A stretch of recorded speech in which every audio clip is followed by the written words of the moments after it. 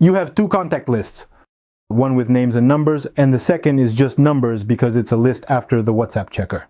How do you select from the original list only those who have WhatsApp? That is, so that the contacts have names.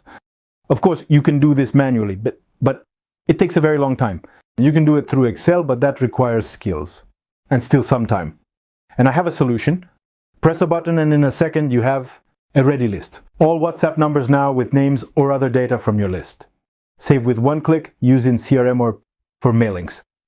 No manual labor, everything is fast and error-free.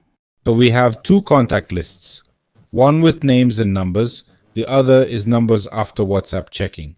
Want to get from the first list only those who have a WhatsApp account without manually comparing them, right? What we need to do is launch this program, WhatsApp Name Matcher, and load these two files. Yeah. Run the program. In the top right corner, we have a language switcher. 2 blocks for loading lists. It doesn't matter which list goes in which block. Let's load the original list into the left block, which we've already checked for WhatsApp accounts, into the right. Here we see that the numbers indeed have WhatsApp accounts.